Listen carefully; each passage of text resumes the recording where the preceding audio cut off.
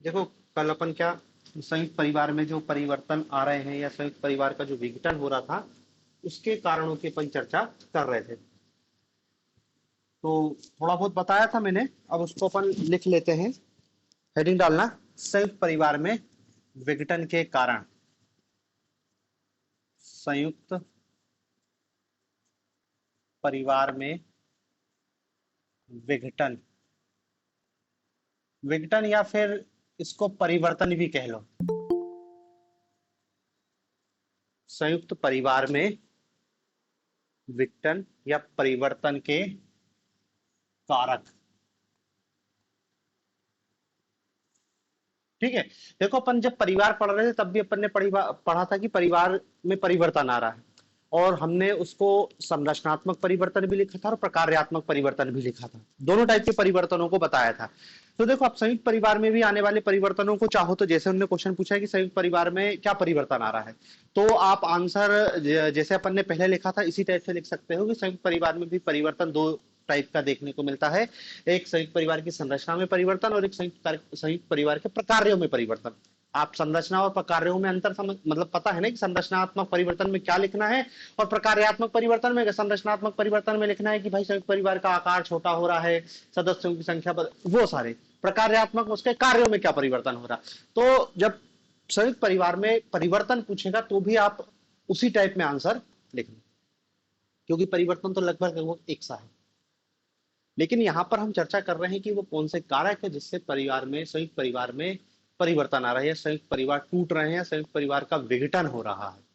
और देखो, कॉसेज बहुत कॉमन है, सामान्य है। यदि आपसे पूछ ले कि परिवार में परिवर्तन, परिवार में आधुनिक परिवर्तन के कारकों पर चर्चा करो, तो भी आपको यही सारे कारक लिखना है, क्योंकि परिवार की जो संरचना या परिवार के प्रकारों में जो परिवर्तन आ रहा है, कारक लगभग लगभग एक से है।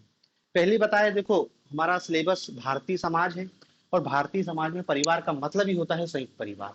बात खत्म हो गई। ठीक है ना। हमको केवल ध्यान क्या रखना है कि यदि वो परिभाषा पूछ रहा है परिवार की, तब परिवार ही लिखना।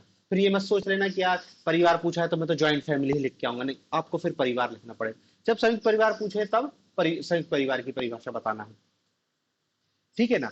तो देखो, जो संयुक्त परिवार में परिवर्तन के कारक हैं, थोड़ी बहुत उस पर चर्चा करी थी कि आर्थिक कारक कौन से हैं, धार्मिक कारक है, सामाजिक कारक है, अलग अलग कारक है। तो अपन इसको सीधे लिखते हैं। सबसे पहला पॉइंट, रुको, अच्छा, थोड़ी सी दो लाइन की हेडिंग लिख लो। देखो, परंपरात्मक भारतीय संयुक्त परिवार में अनेक परिवर्तन हुए हैं।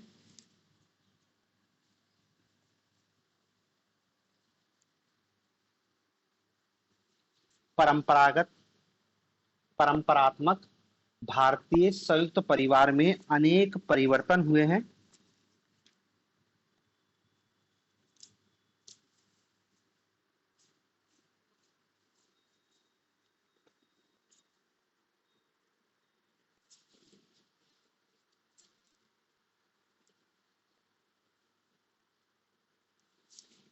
इन परिवर्तनों को कुछ विद्वानों ने विघटन माना है, तो कुछ ने इसे स्वरूप परिवर्तन ही कहा है। इन परिवर्तनों को कुछ विद्वानों ने विघटन माना है, मतलब जो चेंजेस हो रहे हैं, इन चेंजेस को कुछ समाजशास्त्रियों ने कहा दिया कि संयुक्त परिवार खत्म हो रहे हैं। जबकि कुछ समाजशास्त्री क्या कह रहे हैं कि नहीं, संयुक्त परिवार का विघटन नहीं हो रहा है, संयुक्त परिवार बदल रहे हैं। तो देखेंगे बदल रहे हैं कि विघटन कैसा क्या है। अभी तो अपन विघटन के कारकों पर चर्चा करते हैं। तो क्या लिखा, कुछ ने इसे परिवर्तन माना है।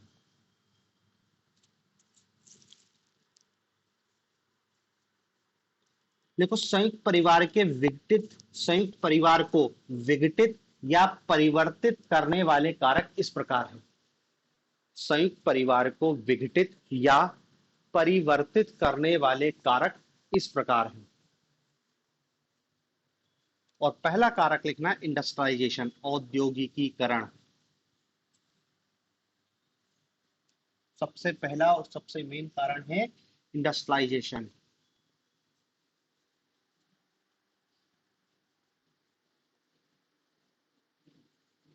इंडस्ट्रियलाइजेशन, औद्योगिकरण। ठीक है। इंडस्ट्रियलाइजेशन सबसे मेन फैक्टर है संयुक्त परिवार में परिवर्तन और विघटन लाने का। अब अपन समाजशास्त्र सब्जेक्ट तो पढ़ नहीं रहे, नहीं समाजशास्त्र में ये अलग से टॉपिक है कि औद्योगिकीकरण का भारतीय परिवार या संयुक्त परिवार पर क्या प्रभाव पड़ा है समझाइए। इंडस्ट्रियलाइजेशन ने भारतीय पारिवारिक व्यवस्था को किस प्रकार से प्रभावित किया है समझाइए। तो वो पूरा एक अलग लॉन्ग आंसर बताना पड़ता है कि इंडस्ट्रियलाइजेशन ने कैसे इंडियन ज्वाइंट फैमिली सिस्टम को प्रभावित किया है।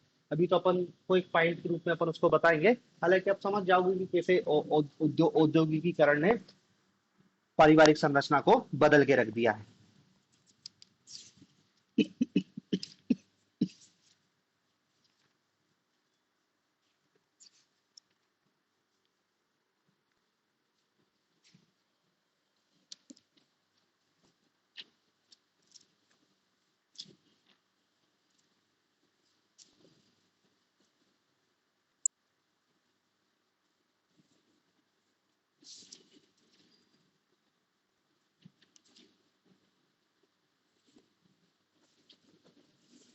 देखो, औद्योगिकीकरण एक विशेष प्रकार की आर्थिक व्यवस्था को जन्म देता है।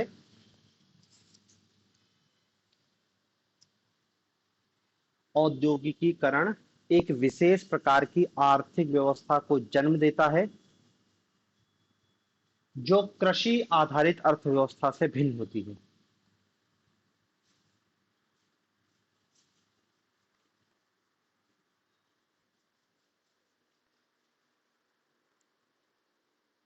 एक नई प्रकार के आर्थिक व्यवस्था को जन्म देता है जो कृषि आधारित आर्थिक व्यवस्था से भिन्न होती है। इस नई आर्थिक व्यवस्था का सीधा प्रभाव परिवार के आकार एवं प्रकार पर पड़ता है।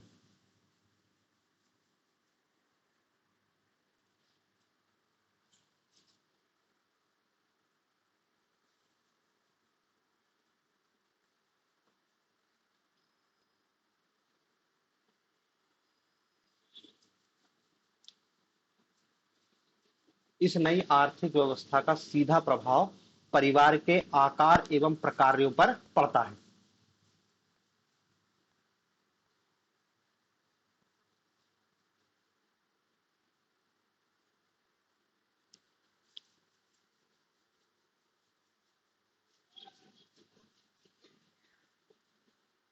ग्रामीण क्षेत्रों में सीमित रोजगार होने के कारण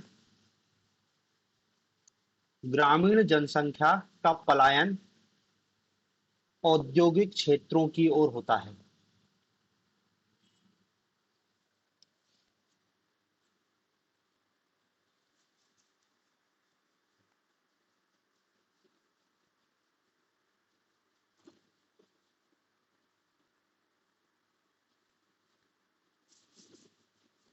सीमित रोजगार होने के कारण ग्रामीण जनसंख्या का पलायन औद्योगिक क्षेत्रों की ओर होता है।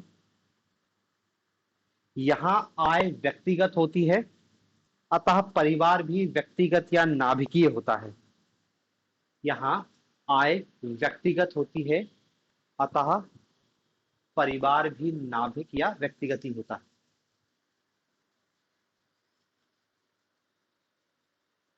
ठीक है ना, नाभिक समझ रहे हैं ना, पति पत्नी और अविवाहित बच्चे। औद्योगिकीकरण के परिणाम स्वरूप स्त्रियों को भी नौकरी की सुविधा मिली। औद्योगिकीकरण के परिणाम स्वरूप स्त्रियों को भी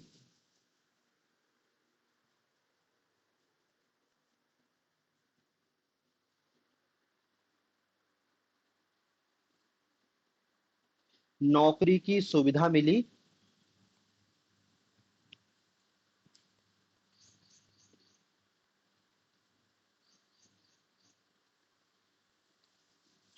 जिससे उनमें आत्मनिर्भरता एवं जागरूकता आई और वे संयुक्त परिवार के शोषणकारी वातावरण से मुक्ति पाने के लिए विद्रोह करने लगी।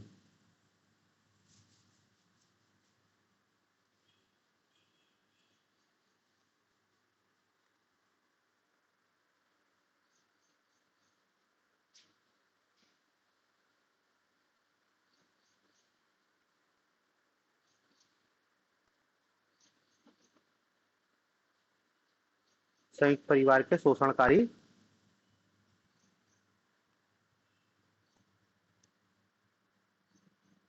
वातावरण से मुक्ति पाने के लिए विद्रोह करने लगी।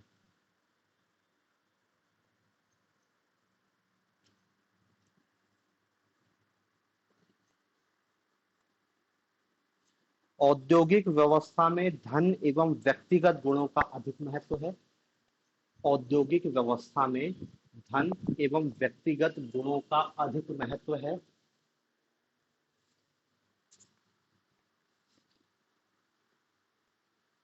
द्वितीयक समूहों की प्रधानता बढ़ जाती है। द्वितीयक समूहों की प्रधानता बढ़ जाती है।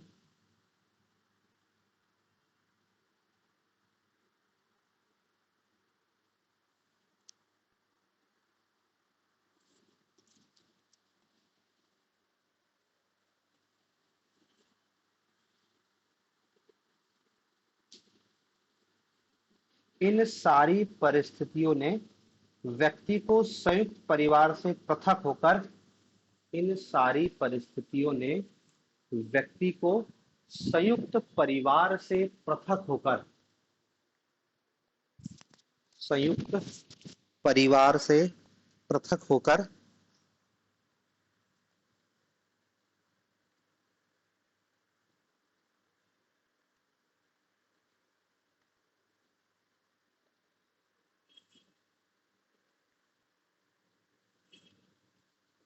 एकाकी परिवार बनाने की अवसर एवं प्रेरणा प्रदान की।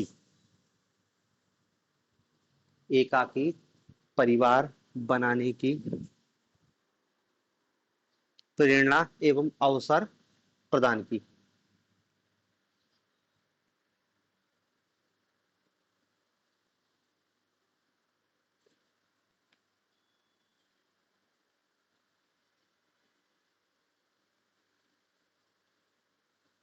ठीक है, थोड़ा लंबा लिखा है लेकिन ये जरूरी भी है। पहले बताया, हो सकता है कि केवल इसको आधार बना के परिवार को विघटन को पूछ ले, नहीं तो फिर आप इसको सीमित लिखना, थोड़ा सा अपने शब्दों में इसको समेटने का प्रयास कर देना, क्योंकि ये सबसे मेन कॉजेज है। देखो, यदि भारत में हम औद्योगिकीकरण को समझे तो हमने इतिहास पढ़ा है कि भारत में औद्योगिकीकरण क्या है। इंडस्ट्रियलाइजेशन तो हुआ यूरोप में, और यूरोपीय खासकर अंग्रेज भारत में इंडस्ट्रियलाइजेशन लेके आए। और थोड़ा सा यदि आप इतिहास आधुनिक भारत पे जाओ कि औपनिवेशिक साम्राज्य का भारतीय अर्थव्यवस्था पर क्या प्रभाव पड़ा, तो हम देखते हैं कि उस चरण में उन्होंने भारतीय ग्रामीण उद्योगों को नष्ट किया, हमारी कृषि अर्थव्यवस्था को नष्ट कर दिया, और भारत में औद्योगिक विकास करना प्रारंभ किया। औद्योगिक विकास के लिए ही उनने देखो फिर रेल, सड़क, ट्रांसपोर्ट, तमाम सुविधाओं का विकास किया। अब होता क्या है कि आपकी अर्थव्यवस्था कृषि आधारित थी, और कृषि आधारित अर्थव्यवस्था संयुक्त परिवार को प्रमोट करती है, क्योंकि संपत्ति का सामूहिक स्वामित्व होता है। एक खेत है, उस एक खेत पर एक परिवार निर्भर है, और इस परिवार के सभी सदस्य, मान लो 25 सदस्य हैं, सब एक साथ रह रहे हैं। आय यहां पर सामूहिक होती है, सामूहिक होती है आय, व्यक्तिगत आय तो होती नहीं है। यदि 5 भाई भी मिलकर खेती कर रहे हैं तो ऐसा थोड़ी होता है कि मेरा इतना, वो तो जो कुछ है सब परिवार का है। सामूहिक संपत्ति है, सामूहिक रसोई है, सब कुछ सामूहिक होता है।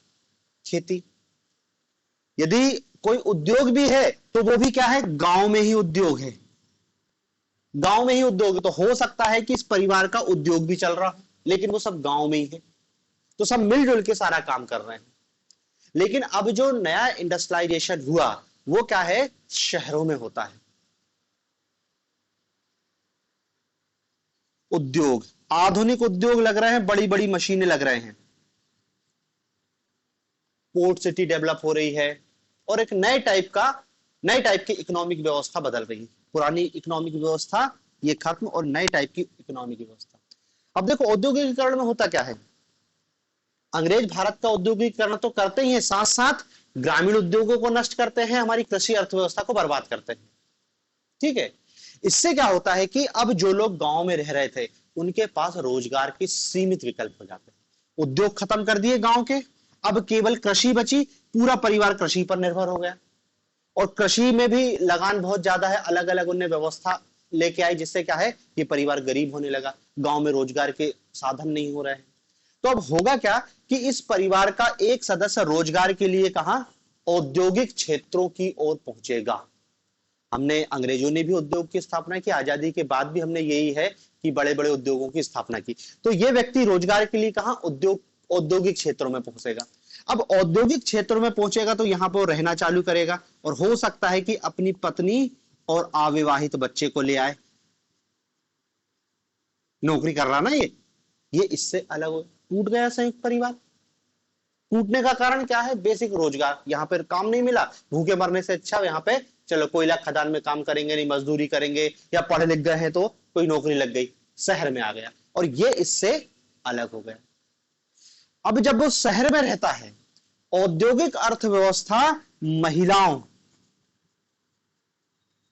को भी रोजगार का अवसर देती है, क्योंकि देखो खेती में भले काम करने के लिए उन्होंने कहा कि ज्यादा आदमी की जरूरत है, मेहनत का काम है, हल्का काम महिला कर रही है, ऐसा नहीं कि कृषि में महिला काम नहीं कर रही, काम कर रही। लेकिन अब यहाँ पे क्या, स्त्री पुरुष को बराबर अवसर है, जो काम आदमी कर रहा है वो पुरुष, जो काम आदमी कर रहा है वो महिला भी कर सकती, बराबर मजदूरी मिलेगी। तो ये भी यदि, और यदि गलती से थोड़ी बहुत पढ़ी लिखी हो गई तो उसको अच्छा काम मिल जाएगा। यहाँ पर गांव में तो पढ़ी लिखी हो चाहे अनपढ़ हो, तुमको खेती का काम करना और घर का काम करना है, उसका कुछ इंसेंटिव नहीं। यहाँ पे यदि वो थोड़ी पढ़ी लिखी हो तो उसको अच्छा रोजगार मिल जाएगा। तो अब ये रोजगार मिल गया, इसको रोजगार मिलेगा तो ये आत्मनिर्भर हो जाएगी। जब आत्मनिर्भर हो जाएगी तो उसका सशक्तिकरण होगा। जब सशक्तिकरण होगा तो भैया अपना शोषण क्यों कराएगी, वो क्यों संयुक्त परिवार में जाकर रहेगी? तो ये क्या, अपने पति पे दबाव डालेगी कि अपन को यहीं रहना है, अब गांव नहीं जाना है। तो ये भी क्या है, ज्वाइंट फैमिली को नुकसान पहुंचाएंगे, और क्या बोलेंगे, एकाकी परिवार का निर्माण करो।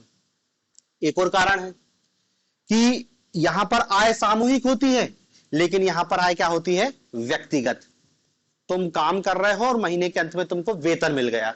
अब यदि तुम पढ़े लिखे हो तो तुमको, उनने कहा कि भैया क्लर्क की पोस्ट मिल गई, हो सकता है मैनेजर बना दे, आपको ज्यादा वेतन मिलेगा। आपका छोटा भाई अनपढ़ था, वो यहाँ पे मजदूरी करेगा, उसको कम वेतन मिलेगा।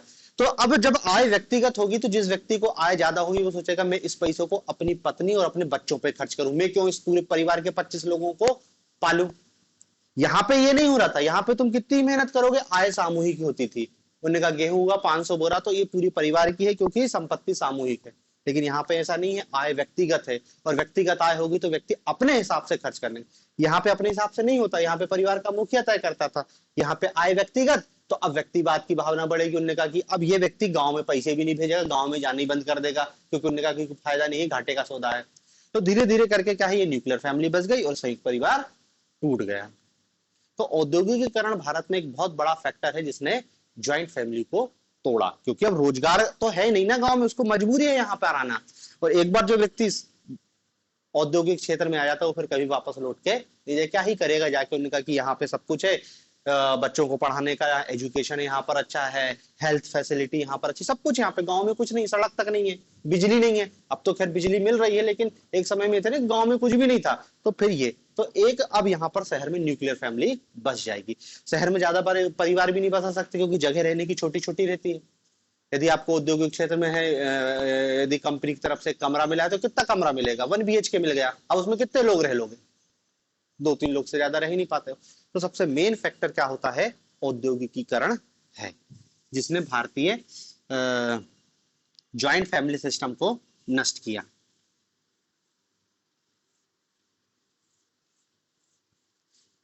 और वर्तमान में देखो, वर्तमान की स्थिति वर्तमान में सरकार का भी कहना है कि कृषि में जरूरत से ज्यादा लोग संलग्न हैं, हमको उनको कृषि से निकाल के अन्य सेक्टर में रोपित करना है।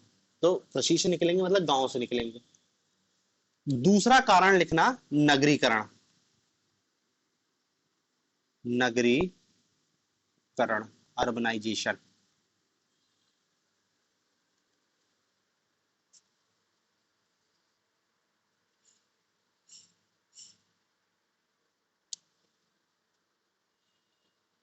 देखो, उद्योगों एवं यातायात के नवीन साधनों ने नगरों को जन्म दिया।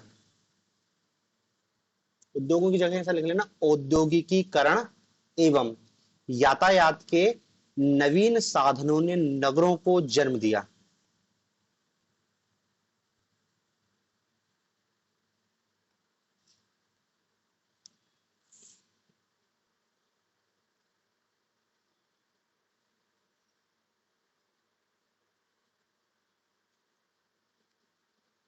नगरों को जन्म दिया और एक नगरीय सभ्यता का उदय हुआ। और एक नगरीय सभ्यता का उदय हुआ। नगरों में विभिन्न विचारधारा, आदर्श तथा सामाजिक मूल्य, नगरों में विभिन्न विचारधारा, विश्वासों, धर्म आदि के लोग रहते हैं, ऐसा लिख लेना। विभिन्न विचारधाराओं, आदर्शों, सामाजिक मूल्यों, धर्मों आदि के लोग रहते हैं।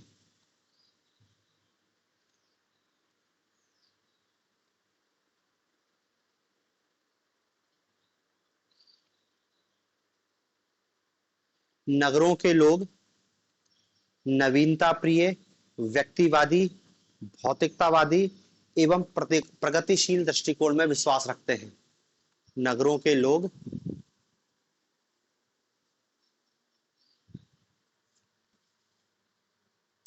नवीनता प्रिय, व्यक्तिवादी, भौतिकतावादी एवं प्रगतिशील दृष्टिकोण में विश्वास रखते हैं।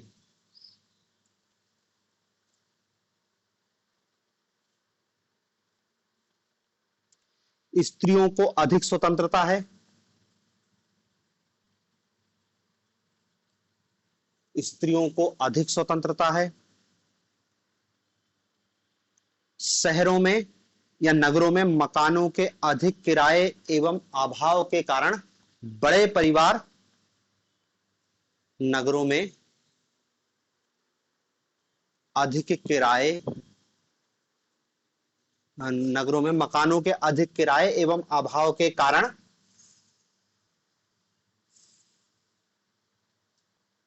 बड़े बड़े परिवारों का एक साथ निवास संभव नहीं है।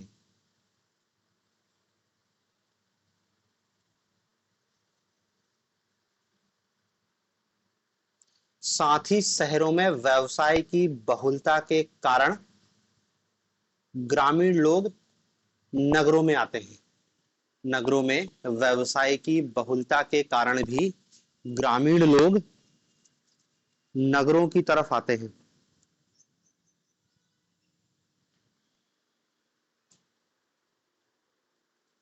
ग्रामीण लोग नगरों की तरफ आते हैं।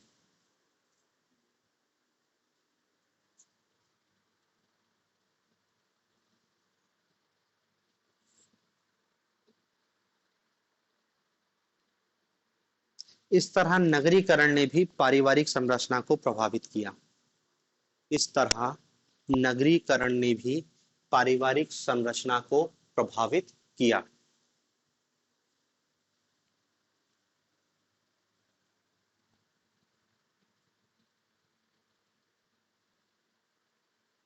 ठीक है, जैसे औद्योगिकरण, औद्योगिकीकरण ने क्या है, नगरों को जन्म दिया।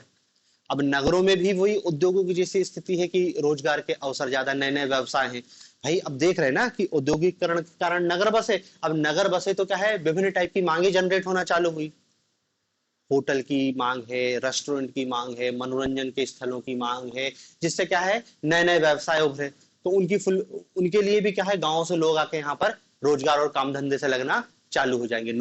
उद्योग में नौकरी नहीं किया तो उनने क्या है, नगर में ही वही उद्योग धंधे बसा लिए। महिलाओं को यहाँ पर अधिक स्वतंत्रता है, कोई नहीं पूछने वाला कि तुम कहाँ हो, क्योंकि नगर में कोई किसी को नहीं जान रहा ना।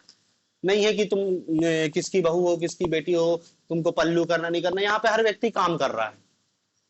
तो भी क्या व्यक्ति माइग्रेट होकर शहरों से इधर आ रहा है, और फिर जो इधर आ रहा है वो वापस नहीं जाना चाह रहा। खासकर महिला तो जाना बिल्कुल नहीं चाह रही, वो फिर कह रही है कि यहीं रहना, यहीं पे हमको प्रमोट करना है। यदि गांव से दो भाई भी यहाँ आ रहे हैं तो भी दोनों अलग अलग रह रहे हैं, ऐसा नहीं कि दो भाई आके संयुक्त परिवार, क्योंकि मकान इतना छोटा है कि एक परिवार में दो फैमिली नहीं, एक मकान में दो फैमिली नहीं रह सकती। एक BH 1 BHK, अब क्या करोगे। तो एक तो मकान नहीं है, और जो मकान है वो भी बहुत महंगे हैं, तो बहुत बड़े परिवार यहाँ पर संभव ही नहीं है। तो औद्योगिकरण, नगरीकरण, इन दोनों ने संयुक्त परिवार की संरचना पर चोट करी है और संयुक्त परिवार को तोड़ा है। तीसरा पॉइंट लिखो, कानूनों का प्रभाव। कानूनों का प्रभाव।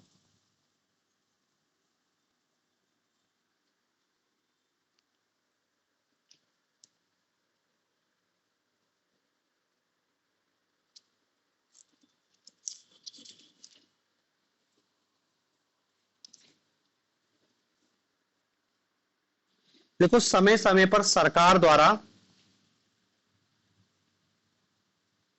पारित विभिन्न कानूनों ने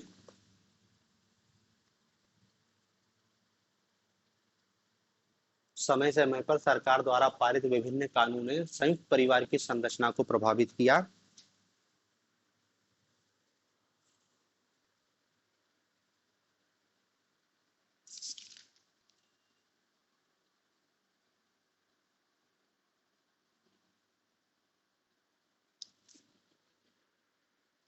जैसे हिंदू उत्तराधिकारी अधिनियम 1900, हिंदू उत्तराधिकारी, हिंदू उत्तराधिकार, हिंदू उत्तराधिकार अधिनियम 1929, अधिनियम 1929, हिंदू उत्तराधिकारी अधिनियम 1929। दूसरा लिखना बुद्धि लब्धि अधिनियम, बुद्धि लब्धि अधिनियम, बुद्धि लब्धि अधिनियम, गेन्स ऑफ लर्निंग एक्ट। तीसरा लिख लेना हिंदू स्त्रियों को संपत्ति अधिकार अधिनियम, हिंदू स्त्रियों को संपत्ति अधिकार अधिनियम, हिंदू स्त्रियों को संपत्ति अधिकार अधिनियम 1939। एक और चाहो तो लिख लो आयकर अधिनियम, आयकर अधिनियम,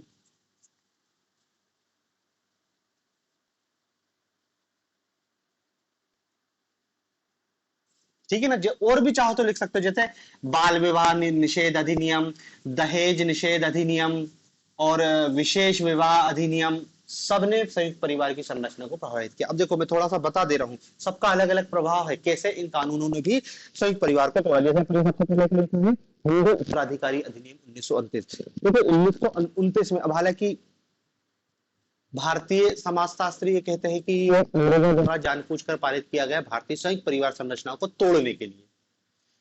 हिंदू उत्तराधिकारी अधिनियम ने क्या व्यवस्था कर दी कि यदि कोई व्यक्ति ज्वाइंट फैमिली से अलग होता है तो भी उसको ज्वाइंट फैमिली में उसका अधिकार कानूनी रूप से मिलेगा। इसके पहले क्या होता था कि परिवार का जो मुखिया होता था वो तय करता था किसको क्या मिलेगा। यदि तुमको परिवार की संपत्ति चाहिए तो तुमको परिवार में रहना चाहिए, यदि तुम अलग हो रहे तो तुमको कुछ नहीं मिलेगा। तो व्यक्ति संपत्ति के कारण अलग भी नहीं होता था, मतलब समझ रहे ना, संपत्ति मेन चीज है जो जोड़ के रखती है। हमने संयुक्त परिवार की परिभाषा में लिखा कॉमन संपत्ति, सामान्य संपत्ति एक। अब अलग हो जाएगा, यदि परिवार के नियमों को नहीं मानेगा, दूसरी जात की लड़की शादी कर लिया, घर वालों ने भगा दिया उसको, संपत्ति में कछु नहीं दिया, तो वो क्या है, परिवार के नियमों के हिसाब से चलता था, परिवार के मुखिया से डरता था। अब तो उसको कानूनी अधिकार मिल गया, तुम उसको नहीं दोगे तो वो कोर्ट चला जाएगा और कोर्ट उसको संपत्ति में हिस्सेदारी दिलवाएगी। ठीक है। बुद्धि लब्धि अधिनियम भी क्या है, बुद्धि लब्धि अधिनियम ने भी क्या है कि यदि कोई व्यक्ति व्यक्तिगत आधार पर अपनी संपत्ति इकट्ठी करता है तो वो संपत्ति उसकी कहलाएगी। इसके पहले तो सब फैमिली का ही माना जाता था, तो अब व्यक्ति क्या है, अपने हिसाब से संपत्ति को अर्न कर रहा है। हिंदू स्त्रियों को संपत्ति का अधिकार अधिनियम 1939, इसके पहले ज्वाइंट फैमिली में स्त्रियों को संपत्ति संबंधी कोई अधिकार ही नहीं था, अब उनको भी अधिकार मिलेगा। तो भले घर की जो बहू है वो परिवार से अलग हो रही है लेकिन उसका अधिकार हमेशा रहेगा, पति मर भी जाएगा तो भी उसका अधिकार संपत्ति पे मिलेगा उसको। तो ये भी परिवार को तोड़ेगा। आयकर अधिनियम भी इसी टाइप से बताएगा कि आयकर अधिनियम से भी बचने के लिए, आयकर से बचने के लिए परिवार ने अपनी संपत्ति को बांट लिया, भाई की संपत्ति हिस्सेदारी कर ली ना, तो बहुत बड़ी संपत्ति व्यक्तिगत हो गई, छोटा छोटा हो गया तो आयकर बच गया। बाल विवाह अधिनियम, पहले परिवार बच्चों का छोटी उम्र में विवाह कर देता था, परिवार नहीं कर पाता। दहेज एक्ट को रोक दिया गया, अब व्यक्ति दहेज नहीं ले पाता। 1900 विशेष विवाह अधिनियम पारित किया गया 1954-55 में। 1954 में विशेष विवाह अधिनियम पारित किया गया कि कोई भी व्यक्ति किसी भी जाति के लड़का लड़की से और किसी भी धर्म मतलब अंतर जाति और अंतर धार्मिक विवाह को मान्यता दे दी गई। अब परिवार कुछ नहीं कर सकता, उसको घर से नहीं भगा सकता, ठीक है ना। और भी तो हिंदू उत्तराधिकार लगेगा 1956 में, पुत्री और स्त्रियों को भी पारिवारिक संपत्ति का उत्तराधिकार बना दे। तो देखो ले दे के ये बताना चाह रहे हैं कि विभिन्न टाइप के सामाजिक कानून बने हैं जिनने संयुक्त परिवार को तोड़ा है। अब भले तोड़ा है, लेकिन भले इससे खासकर स्त्रियों को तो विशेषकर लाभ हुआ है, क्योंकि उनको संपत्ति का अधिकार मिला है, उनको उत्तराधिकार में हिस्सेदारी मिलना चालू हो गई है, और उनकी स्थिति सुधरी थी, ठीक है ना। चौथा पॉइंट लिखना। अब इसको चाहो तो एक दो उदाहरण के लिए लिख देना, बाकी बहुत डिटेल में जाने की जरूरत नहीं, बस बता देना कि विभिन्न टाइप के कानूनों ने अब कैसे नुकसान पहुंचाया है, ये भी चाहो तो एक लाइन में बता सकते हो। अब देखो क्वेश्चन के ऊपर है कैसे लिखना है आपको, क्वेश्चन जिस रूप में पूछेगा आंसर मैंने आपको सारी चीजों को बता दिया है। कानूनों का प्रभाव हो गया। अगला पॉइंट लिखना, पाश्चात्य जीवन दर्शन और शिक्षा व्यवस्था। पाश्चात्य जीवन दर्शन एवं शिक्षा व्यवस्था।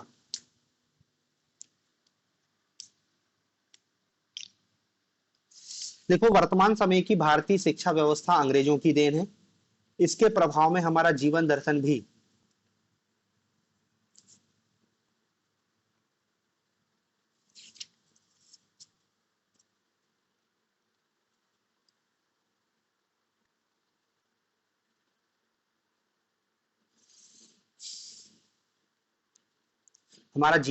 भी पश्चिम के भौतिकतावाद एवं उदारवाद के दर्शन से प्रभावित हुआ है।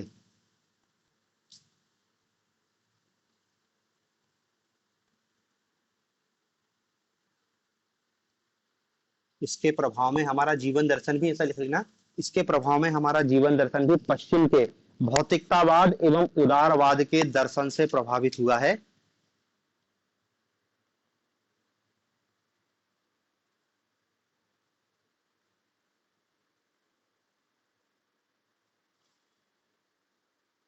स्त्री पुरुष समानता, स्त्री पुरुष समानता का विचार पश्चिम से ही आया है।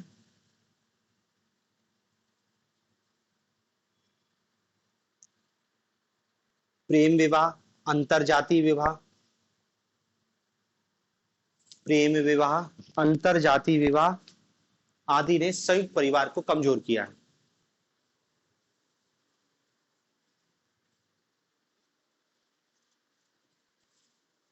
आदि ने संयुक्त परिवार को कमजोर किया है।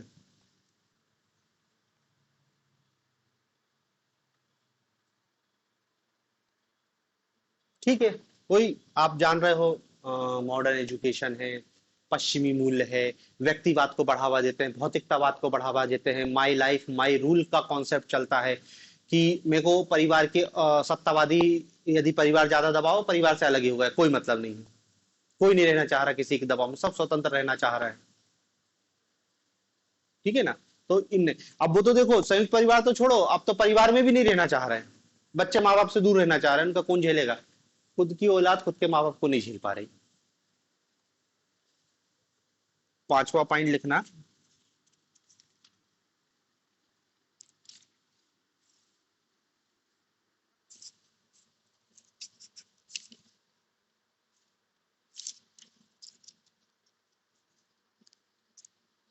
जनसंख्या में वृद्धि।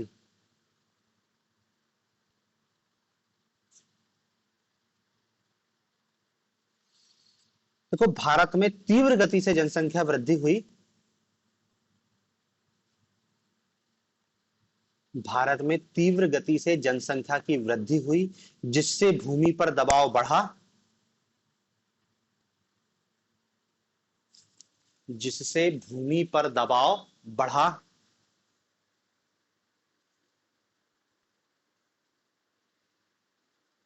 और गांव में छोटे छोटे भूमि के टुकड़ों पर खेती करके, गांव में छोटे छोटे भूमि के टुकड़ों पर खेती करके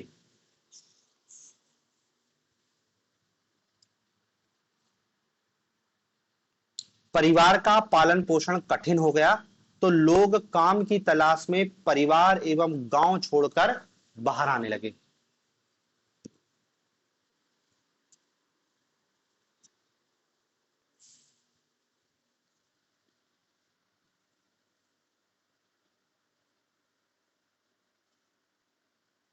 काम की तलाश में परिवार एवं गांव छोड़कर बाहर आने लगे और ज्वाइंट फैमिली विघटित हो गई, जिससे भी ज्वाइंट फैमिली विघटित हुई।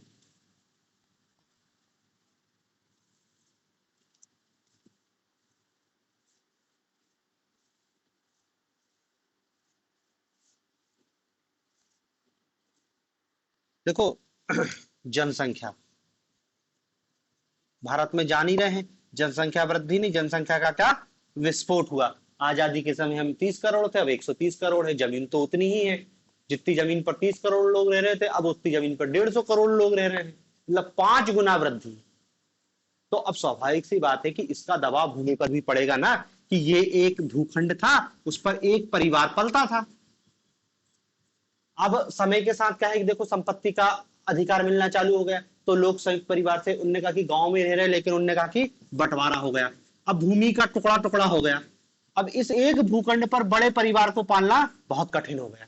मतलब एक परिवार में पहले 25 लोग थे, भूमि इतनी ही है, अब बढ़ के 150 लोग हो गए। अपन मान लेते नहीं हुआ एक भी व्यक्ति अलग, ज्वाइंट परिवार बने हुआ है, 25 की जगह कितने लोग हो गए अब उसी भूखंड पर आश्रित? 150 लोग।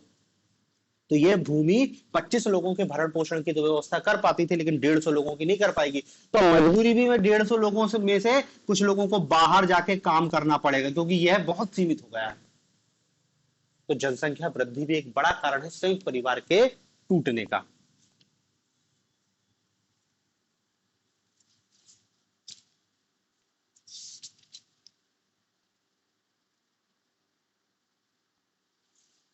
अगला पॉइंट लिखना।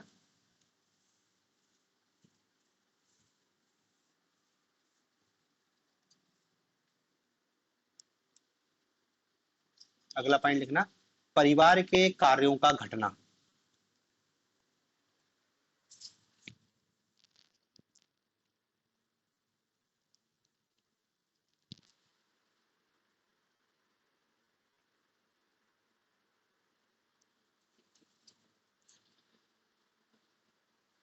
देखो वर्तमान समय में संयुक्त परिवार के कार्यों को अन्य संघ एवं संस्थानों ने ग्रहण कर लिया है।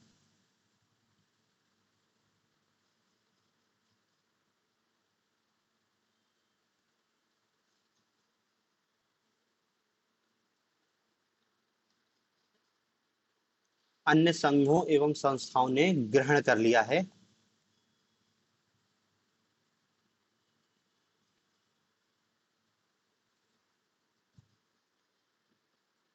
जैसे शिक्षण, जैसे शिक्षण का कार्य किसने ले लिया है? शिक्षण संस्थाओं ने।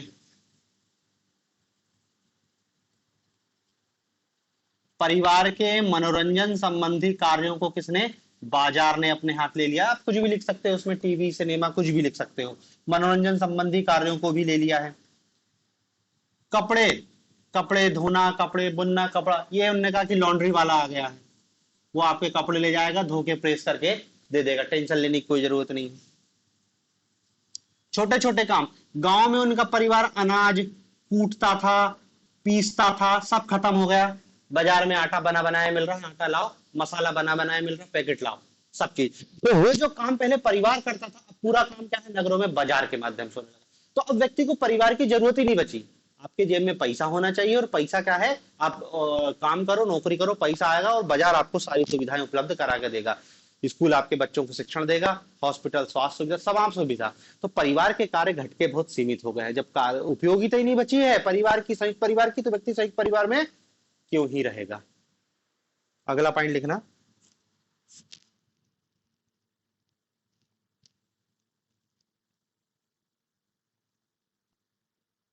महिला आंदोलन।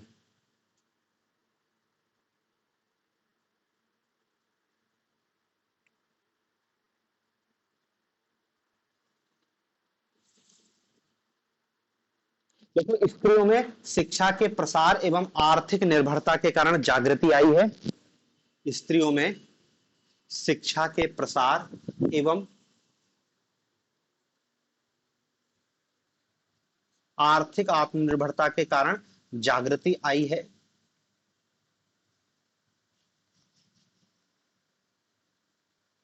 और वे अपने व्यक्तित्व का विकास करने के लिए एकाकी परिवारों की पक्षधर बन गई और अपने वे अपने व्यक्तित्व के विकास के लिए एकाकी परिवारों की पक्षधर बन गई है।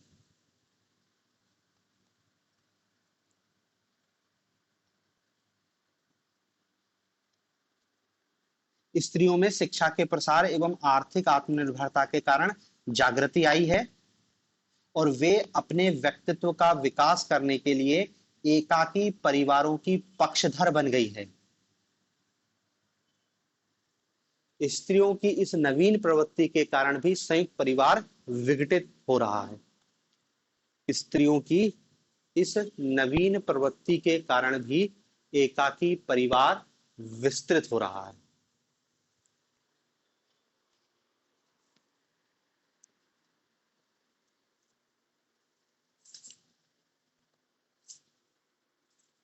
ठीक है ना। महिला आंदोलन या स्त्री सशक्तिकरण भी मूल कारण है, क्योंकि अब क्या है कि महिलाएं पढ़ लिख गई हैं, समझदार हो गई हैं, आर्थिक आत्मनिर्भरता आ गई है। तो जब पैसे खुद कमा रही है, पढ़ी लिखी है, तो वो क्यों अपना शोषण संयुक्त परिवार में कराएगी। वो संयुक्त परिवार के शोषण से मुक्त होके एकाकी परिवार, उनने कहा कि ठीक है भैया, अपन तो अलग रहेंगे जिसमें भलाई है। तो स्त्रियों में कॉमन प्रवृत्ति है। और देखो, अब स्त्रियों की इस कॉमन प्रवृत्ति को गलत दृष्टि से देखा जाता है कि वो परिवार को तोड़ रही है। भाई, परिवार यदि उनके व्यक्तित्व के विकास में बाधक बनेगा तो कोई भी व्यक्ति क्यों अपना शोषण कराना चाहेगा। अब पहले स्त्रियों के पास कोई विकल्प नहीं था, इसलिए मजबूरी में वो संयुक्त परिवार में रहती थी, क्योंकि पति को छोड़ के कहां जा सकती है, क्योंकि पति तो क्योंकि खुद तो कुछ कर नहीं रही है। लेकिन अब तो सब बराबर है ना, जितना पति कमा रहा उतनी पत्नी ही कमा रही है, तो पत्नी क्यों अपना शोषण कराएगी ज्वाइंट फैमिली के अंतर्गत। तो उसमें मतलब स्त्रियों में यदि कोई नकारात्मक प्रवृत्ति है तो कोई गलत नहीं है। कायदे से परिवार को, ज्वाइंट परिवार को अपनी स्थिति में सुधार करना होगा कि उनको, महिलाओं को आजादी देनी होगी, तब तो ज्वाइंट फैमिली में रहेगी, नहीं कोई नहीं रहना चाहेगा। और वही हम देखने को मिल रहा है हमको। तो उसको गलत दृष्टिकोण से देखने लगते हैं कि यार पश्चिमी सभ्यता के प्रभाव से उन्होंने कहा कि महिलाएं परिवार तोड़ देती हैं, अलग होकर रहने लगती हैं। अच्छी बात है ना, हर व्यक्ति को अपनी आजादी पसंद है, तो उसमें कोई गलत नहीं है। अगला पॉइंट लिखो, सामाजिक सुरक्षा।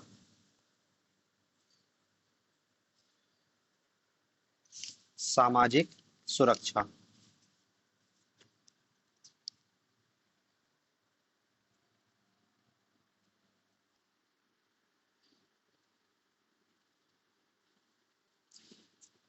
लिखो, पहले बीमारी, बुढ़ापा एवं संकट के समय में संयुक्त परिवार अपने सदस्यों को सुरक्षा प्रदान करता था।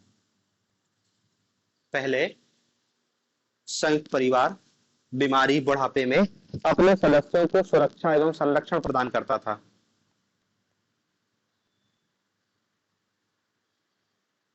परंतु वर्तमान में स्वास्थ्य बीमा, पेंशन, ग्रेच्युटी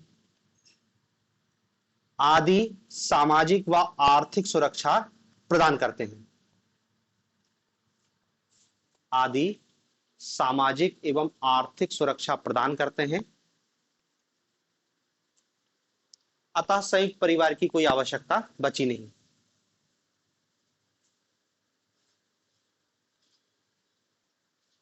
संयुक्त परिवार की कोई आवश्यकता बची नहीं। कितने पॉइंट हो गए?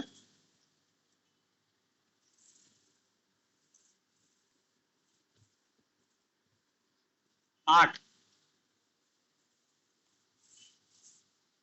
ठीक है, मेरे हिसाब से इतने। अब देखो, चाहो तो लिखने को और भी लिख सकते हो, जैसे पारिवारिक झगड़े एक बड़ा कारण है संयुक्त परिवार के टूटने का। पारिवारिक झगड़े, रोज रोज की लड़ाई से त्रस्त आके व्यक्ति अलग ही जाता, सास बहू की लड़ाई है, नंद, पारिवारिक झगड़े। चाहो तो लिख लो एक पॉइंट के रूप में, 9वां पॉइंट लिख लेना, पारिवारिक झगड़े। पारिवारिक झगड़े, ठीक है ना। अब इसको लिखवा नहीं रहा, समझ जाना कि संयुक्त परिवार आए दिन परिवार में झगड़े और कलह के केंद्र होते थे। तो झगड़ों से मुक्ति के लिए संयुक्त परिवार से व्यक्ति अलग हो जाता है और न्यूक्लियर फैमिली का निर्माण कर देता है। और एक और पॉइंट लिख सकते हैं, यातायात व संचार के साधन। यातायात व संचार के साधन। देखो, यातायात और संचार के साधनों ने भी मोबिलिटी को बढ़ाया। पहले व्यक्ति गांव से शहर जाने में कैसे, संचार के साधन यातायात उसको पता ही नहीं। अब तो सब पता है ना कि भैया उनका जम्मू कश्मीर में नौकरी मिल सकती है, वहां पे काम है, इंडस्ट्रीज लगी है, तो केरल चला जा रहा, तमिलनाडु चला जा रहा, पंजाब चले जा रहा, कहीं भी चल, विदेश चला जा रहा है ना व्यक्ति मजदूरी करने, उन्होंने कहा यूरोप जर्मनी में अच्छा मजदूरी मिलता, वहां जाके काम कर रहे, जाके अमेरिका चले गए, तो संयुक्त परिवार टूट रहा है क्योंकि यातायात, यदि संचार के साधन नहीं होते तो व्यक्ति गांव में ही पड़ा रहता, बैलगाड़ी से कहां तक जाएगा, ठीक है ना। तो यातायात और संचार के साधनों ने भी गतिशीलता पैदा करी है, अतः लोग एक स्थान से दूसरे स्थान पर मूव कर रहे हैं और संयुक्त परिवार टूट रहे हैं, ठीक है। तो देखो ये संयुक्त परिवार के विघटन या परिवर्तन के कारण है, इन कारणों से संयुक्त परिवार में परिवर्तन या विघटन आया है। अब देखो इसको एक दृष्टि से और बता सकते हैं, यदि आप आंसर लिखना चाहो तो संयुक्त परिवार के विघटन, तो विघटन को 4 कारण बताए गए हैं बेसिक, अपन ने 10 कारण लिखे ना, इन 10 कारणों को 4 कारणों में भी लिख सकते हैं। एक सबसे पहला कारण बताया गया है प्रौद्योगिकी क्रांति, प्रौद्योगिकी क्रांति, वही इंडस्ट्रियलाइजेशन, उसने परिवार को कैसे प्रभावित किया है, उसको यहाँ पे क्या बोला जा रहा है, टेक्नोलॉजिकल एडवांसमेंट। जैसे जैसे टेक्नोलॉजिकल एडवांसमेंट होता है, ज्वाइंट फैमिली से व्यक्ति न्यूक्लियर फैमिली की ओर पहुंच रहा है, चाहे इंडस्ट्रियलाइजेशन हो, चाहे उसके बाद की जो भी टेक्नोलॉजिकल एडवांसमेंट हो, ठीक है ना, क्योंकि इनने सब पूरी अर्थव्यवस्था को ही बदल दिया। दूसरा मेन कारण बताया गया है जनसंख्या क्रांति, जनसंख्या क्रांति, ये भी अपन ने देख ही लिया है, लिखाई तक, जनसंख्या वृद्धि, उसने भी संयुक्त परिवार को तोड़ा है। तीसरा लोकतांत्रिक क्रांति, लोकतांत्रिक क्रांति, लोकतांत्रिक क्रांति, लोकतंत्र का मेन सिद्धांत है समानता, सब समान, स्त्री पुरुष समान, तो ये समानता परिवारों में पहुंची, स्त्री पुरुष समानता की बात होने लगी। लोकतंत्र व्यक्तिवाद की भावना को बढ़ाता है, प्रत्येक व्यक्ति को महत्व देता है, जबकि संयुक्त परिवार में किसी की महत्ता नहीं है, परिवार की महत्ता है। तो लोकतांत्रिक क्रांति ने भी परिवारों को तोड़ा है, क्योंकि परिवार में भी लोकतंत्र, स्त्री पुरुष समानता तो परिवार में हो नहीं सकती, तो वो तो लोकतांत्रिक क्रांति। और एक और बोल सकते हैं धर्मनिरपेक्ष क्रांति, धर्मनिरपेक्ष क्रांति। अब क्या है, उनने कहा कि भैया जो परिवार ज्वाइंट फैमिली होती थी, उनका एक कुल देवी या कुल देवता होता था, फिर धार्मिक कृत्य होते थे तो सब मिलके करते थे। अब लेकिन उन्होंने कहा कि व्यक्ति थोड़ा सा इन सब चीजों से बाहर निकल रहा है, उसको ज्यादा कोई मतलब है नहीं, अपने न्यूक्लियर फैमिली ही में ही सब कुछ कर ले रहा है, गांव जाने ही छोड़ दे रहा है। तो ये 4 बेसिक कारण भी बता सकते हैं आप ज्वाइंट फैमिली के टूटने के, और नहीं तो अलग अलग पॉइंट में भी बता सकते हैं, जैसे अपन ने उसको लिखा है, ठीक है ना। तो देखो ये भारत में ज्वाइंट फैमिली के टूटने के मेन कारण है। अब सवाल यह है कि ज्वाइंट फैमिली जो टूट रही है उसके अपन ने कारण तो देख लिए, तो विघटन और परिवर्तन, तो अब इसमें यह है कि भारत में संयुक्त परिवार का भविष्य क्या है,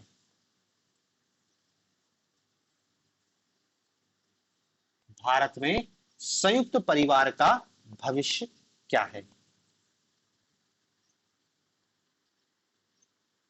भविष्य, भविष्य के भी सीधे सीधे 2 स्ट्रेट पॉइंट हैं।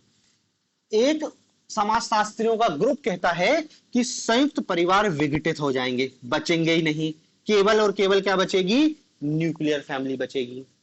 तो एक तो कह रहा है कि खत्म है, भारत में संयुक्त परिवार का कोई भविष्य नहीं है, खत्म हो जाएंगे वो। लेकिन समाजशास्त्रियों का दूसरा ग्रुप ये कहता है कि नहीं, संयुक्त परिवार पूरी तरह विघटित नहीं होगा, बल्कि समय के साथ क्या है, अपने आप को रूपांतरित कर लेगा, और नए रूपों के साथ संयुक्त परिवार थोड़ा सा बदल जाएगा लेकिन बचा रहेगा। तो लिखो संयुक्त परिवार का भारत में भविष्य।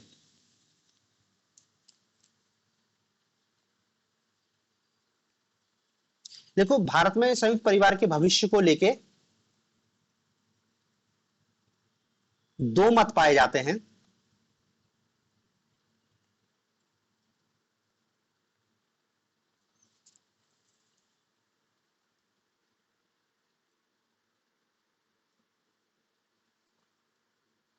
दो मत पाए जाते हैं। पहला मत है कि, या पहला पॉइंट डाल के लिख लेना कि एक मत कहता है कि संयुक्त परिवारों का विघटन हो रहा है और वे भविष्य में समाप्त हो जाएंगे। संयुक्त परिवारों का विघटन हो रहा है और वे भविष्य में समाप्त हो जाएंगे।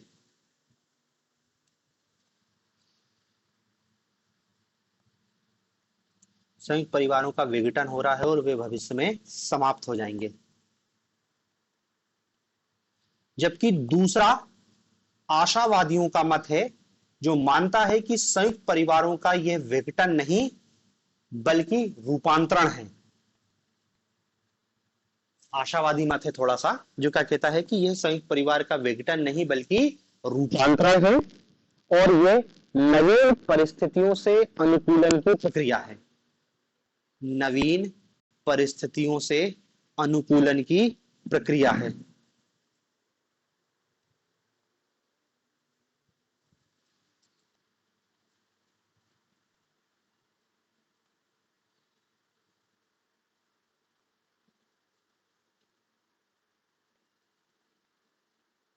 कुछ विद्वानों का मत है कि संयुक्त परिवार का विघटन हो रहा है और भविष्य में समाप्त हो जाएंगे, जबकि दूसरी ओर आशावादियों का मत है कि संयुक्त परिवार का यह विघटन नहीं बल्कि रूपांतरण है और नवीन परिस्थितियों से अनुकूलन की प्रक्रिया है।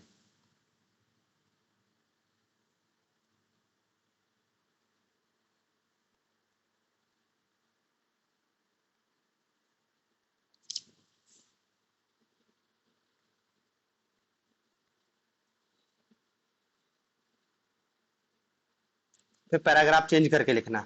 विघटन का समर्थन करने वालों का मानना है कि संयुक्त परिवार के आकार का छोटा होना,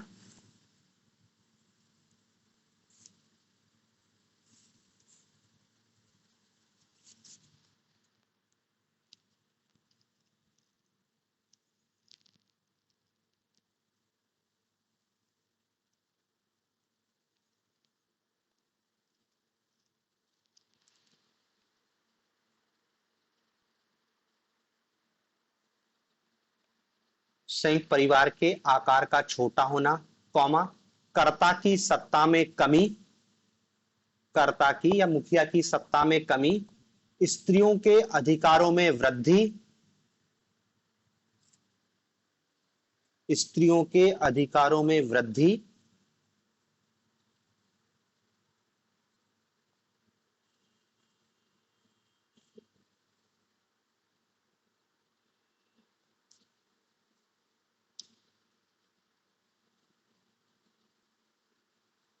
संपत्ति संबंधी अधिकार, पारिवारिक नियंत्रण की शिथिलता एवं उसके कार्यों में कमी, संपत्ति संबंधी अधिकार, पारिवारिक नियंत्रण की शिथिलता एवं उसके कार्यों में कमी आना विघटन का सूचक है। पारिवारिक नियंत्रण में शिथिलता एवं उसके कार्यों में कमी आना विघटन का सूचक है। विघटन का सूचक समझ रहे हैं ना। जो विघटित होने वाले समाजशास्त्री का कह रहे हैं कि देखो तुम तो देख ही रहे हो ना, वो खुद बता रहे हैं कि भैया संयुक्त परिवार का आकार छोटा हो रहा, बात बिल्कुल सही है। स्त्रियों की अधिकारों में वृद्धि हो रही है, आप पहले जैसे स्त्रियों को नहीं दबा सकते, बात बिल्कुल सही है। सदस्यों को संपत्ति का अधिकार मिल गया है, बात बिल्कुल सही है। पारिवारिक नियंत्रण कमजोर हुआ है, बात बिल्कुल सही है।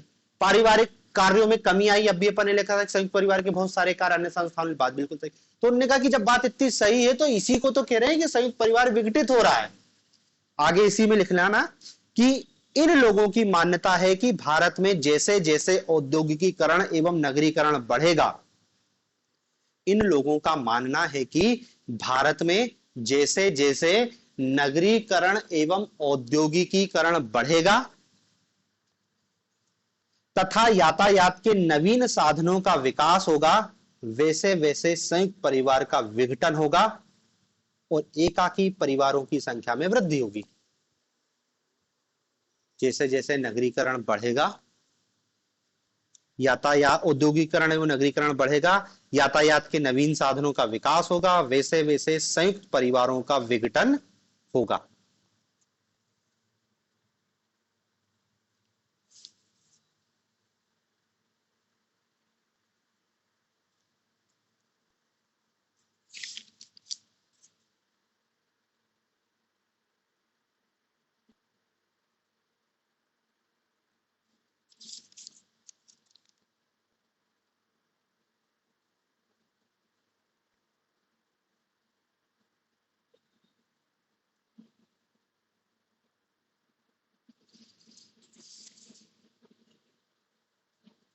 ठीक है, क्लियर है। ये एक पक्ष ने अपनी बात दे दी और बोल दिया कि भैया जैसे जैसे इंडस्ट्रियलाइजेशन होगा, अर्बनाइजेशन होगा, नए नए ट्रांसपोर्टेशन के, कम्युनिकेशन के साधन विकसित होंगे, ज्वाइंट फैमिली खत्म होगी, गांव खत्म होगा। भाई नगरीकरण होगा मतलब क्या है, गांव खत्म होगा। एक समय 2011 की जनगणना देखोगे, उनने कहा 70-30 का रेशो था, लेकिन अब देखेंगे तो 60-40, 50% कह रहे हैं, फिर 60%, फिर उनने कहा कि जैसे जैसे शहर विस्तारित हो गया। अब देख ही रहे हो ना कि गांव, शहरों के आजू बाजू जो गांव थे वो शहरों में समाहित हो गए, शहर बड़े हो गए, नगरीकरण, गांव का नगरों में बदलना, नगरीकरण हो गया, गांव वाला भी नगरी जीवन जी रहा है। और नगर और शहर क्या करते हैं, ज्वाइंट फैमिली, वो न्यूक्लियर फैमिली को प्रमोट करते हैं। तो वो कह रहे हैं इंडस्ट्रियलाइजेशन बढ़ेगा और नगरीकरण बढ़ेगा ही। ऐसा तो होगा नहीं कि गांव बढ़ेंगे, अब तो नगर ही बढ़ना है ना, शहर ही बढ़ना है, तो ज्वाइंट फैमिली तो खत्म। अब पैराग्राफ चेंज करके दूसरा पक्ष लिखो। दूसरी ओर आशावादियों का कहना है कि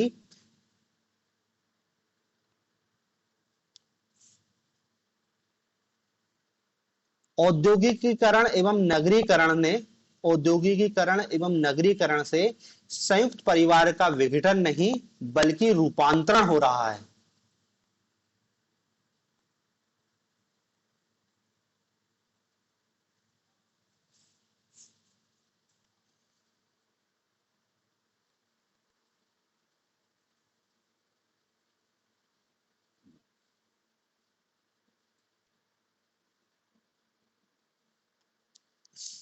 रूपांतरण हो रहा है।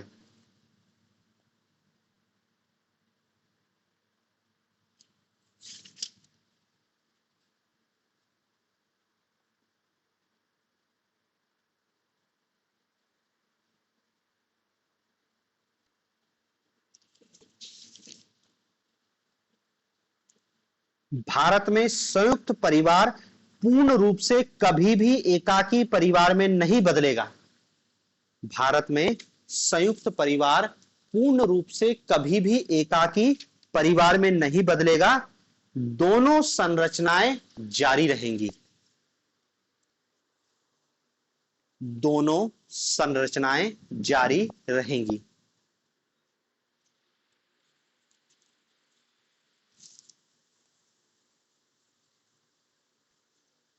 दोनों संरचनाएं जारी रहेंगी। केवल संयुक्तता का स्वरूप ही आवासीय से प्रकार्यात्मक में बदलेगा। केवल संयुक्तता का स्वरूप ही आवासीय से प्रकार्यात्मक में बदलेगा।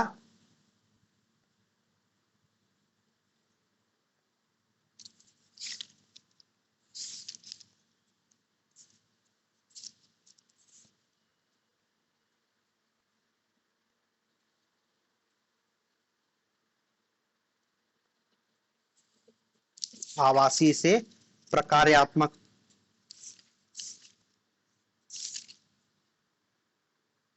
में बदलेगा।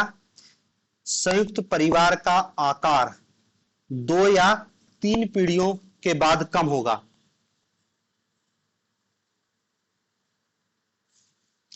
2 या 3 पीढ़ियों के बाद कम होगा।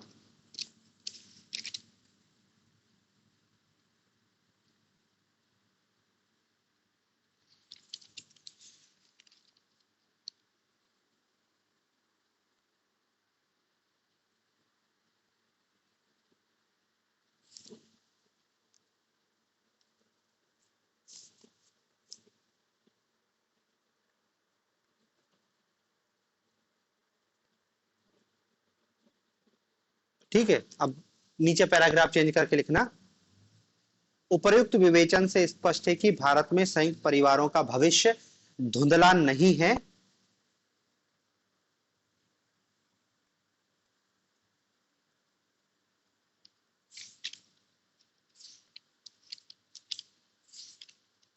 समय के साथ इसमें अनेक परिवर्तन आए हैं जो विघटन के नहीं बल्कि रूपांतरण के प्रतीक हैं।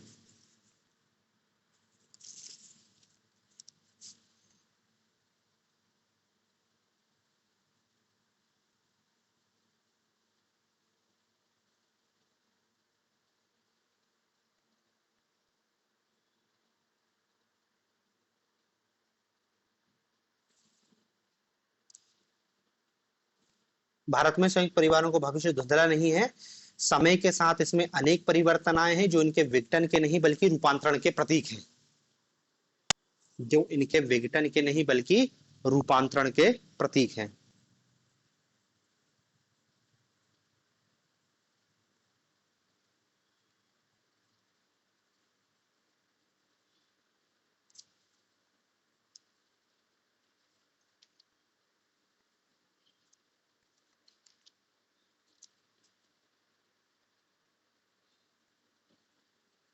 समझ रहे हैं कहना क्या चाह रहे हैं? वो ये कह रहे हैं कि भैया विघटित नहीं हो रहा है बल्कि रूप बदल रहा है। रूप बदल के कैसा है? हमने देखो क्या लिखा है एक जगह, ये सबसे मेन लाइन है कि भारत में संयुक्त परिवार कभी भी पूर्ण रूप से एकाकी परिवार में नहीं बदलेगा। दोनों संरचनाएं समाज में समान रूप से चलेगी। दोनों संरचनाएं समाज में समान रूप से चलेगी मतलब कहना क्या चाह रहे हैं कि देखो, एक व्यक्ति गांव में रहता था, उसकी ज्वाइंट फैमिली थी, संयुक्त परिवार में रहता था, लेकिन रोजगार की तलाश के कारण वो व्यक्ति क्या है, शहर में आ गया, और शहर में उसने क्या है, नाभिक परिवार बसा लिया। नाभिक परिवार बसा लिया, पति पत्नी और अविवाहित बच्चे, एकाकी परिवार, ज्वाइंट फैमिली। और दूसरा भाई भी आ गया, वो भी ऐसे करने लगा। तो इसको देख के तो हमको क्या लगेगा, ज्वाइंट फैमिली खत्म हो जाएगी। लेकिन ये न्यूक्लियर फैमिली थी, पति पत्नी अविवाहित बच्चे। समय के साथ अब शहर में रह रहा है, ये तो बच्चों के एजुकेशन के लिए कहीं नहीं जाना, यही मिल जाएगी।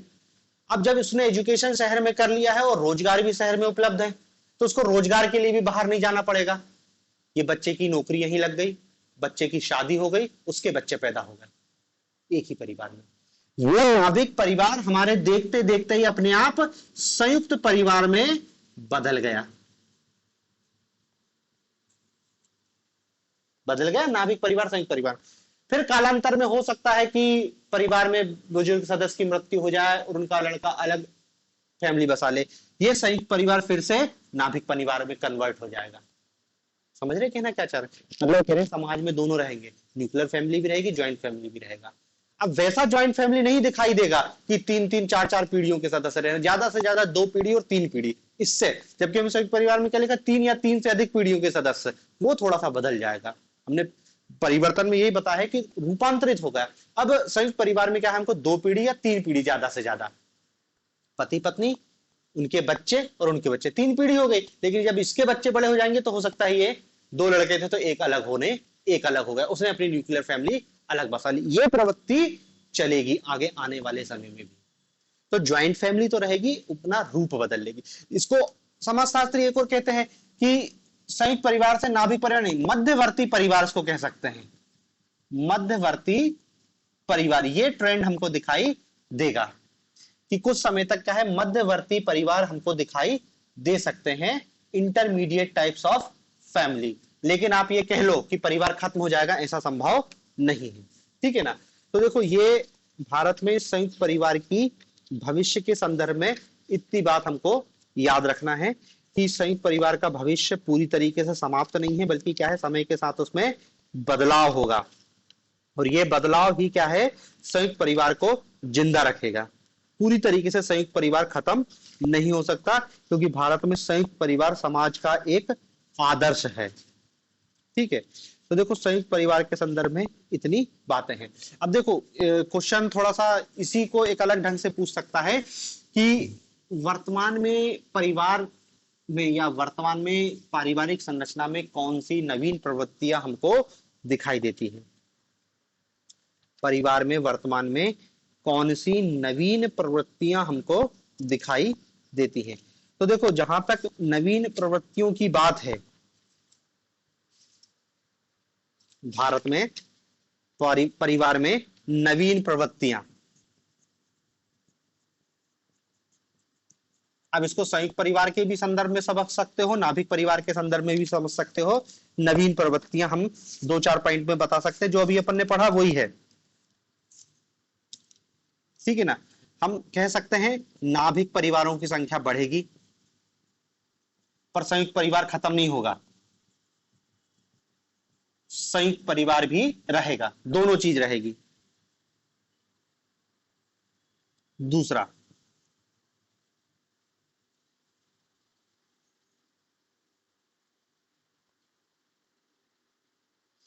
परिवार में स्त्रियों की स्थिति में बदलाव हुआ है, स्त्रियों की स्थिति मजबूत, ये भी एक नई प्रवृत्ति देखने को मिल रही है। तीसरा हम बता सकते हैं परिवार विघटन की दर बढ़ी है, तलाक की दर बढ़ी है। ये सब परिवार में वर्तमान में हमको रिसेंट ट्रेंड दिखाई दे रहा है, तलाक की प्रवृत्ति बढ़ी है, या इसको ऐसा भी लिख सकते हैं पुनर्विवाह एवं तलाक की दर ऊंची हुई है। विधवा विवाह या पुनर्विवाह, एक विवाह को छोड़ के दूसरा विवाह बहुत कॉमन बात हो गया है, ठीक है ना। परिवार अभी भी समतावादी नहीं है, समतावादी नहीं है बल्कि पति प्रधान है, ठीक है ना। हम कितने ही लिख लें कि स्त्री सशक्तिकरण हुई है, स्त्री ने संयुक्त परिवार को तोड़ के न्यूक्लियर फैमिली बना ली है, लेकिन वो न्यूक्लियर फैमिली में चल किसकी रही है, पति की। पत्नी अभी भी इक्वल लेवल पे नहीं है, ऐसा नहीं है कि पति पत्नी दोनों मिलकर, भले दोनों नौकरी कर रहे हो, दोनों बराबर कमा रहे हो, उससे कोई फर्क नहीं पड़ता है। परिवार अभी भी क्या है, पति प्रधान, पुरुष प्रधान ही हमको देखने को मिल रहा है, उसमें इसमें कोई परिवर्तन नहीं हुआ है।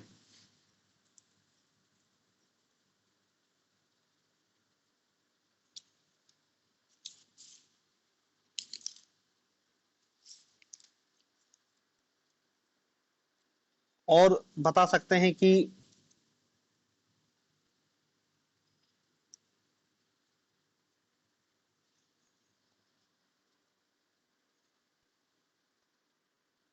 हाँ, सदस्यों की संख्या कम होगी,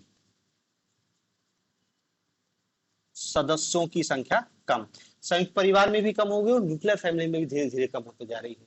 हम दो हमारे दो, और अब तो हम दो हमारा एक, एक बच्चा दो बच्चा, तो परिवार का आकार बहुत सीमित होते जा रहा है। बाकी और लिख सकते हैं कि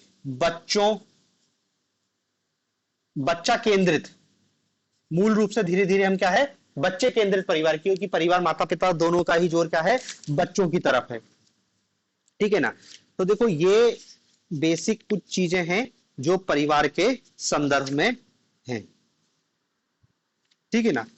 तो देखो परिवार वाला टॉपिक अपना इधर पे कंप्लीट होता है, परिवार वाला टॉपिक यहाँ पर कंप्लीट होता है। हमने पहले परिवार को पढ़ा, परिवार को डिटेल में पढ़ा, और फिर संयुक्त परिवार को भी डिटेल में पढ़ा। अब देखो यदि एक शब्द आपसे परिवार चक्र पूछ ले, तो परिवार चक्र का मतलब वही है क्या कि संयुक्त से नाभिक और नाभिक से संयुक्त परिवार, ये जो बदलाव हमको होता ना थोड़े थोड़े देर में कि संयुक्त परिवार टूटता है और न्यूक्लियर फैमिली बन जाती है, लेकिन फिर क्या है, वो न्यूक्लियर फैमिली थोड़े समय बाद वापस से संयुक्त परिवार में कन्वर्ट हो जाती है, फिर संयुक्त परिवार वो न्यूक्लियर फैमिली में कन्वर्ट हो जाता है, तो इसी को हम कह देते हैं परिवार चक्र। तो परिवार चक्र कोई अलग से बाहर शब्द नहीं है, यही है जो अपन ने अभी देखा, ठीक है ना। तो देखो इतनी बात अपन को परिवार में, तो देखो अपना पहला दो टॉपिक कंप्लीट हुआ है, फैमिली कंप्लीट हुई है, दूसरा टॉपिक जो सिलेबस में कुटुंब करके दिया है या जिसको ज्वाइंट फैमिली देख रहे हैं वो भी कंप्लीट होता है।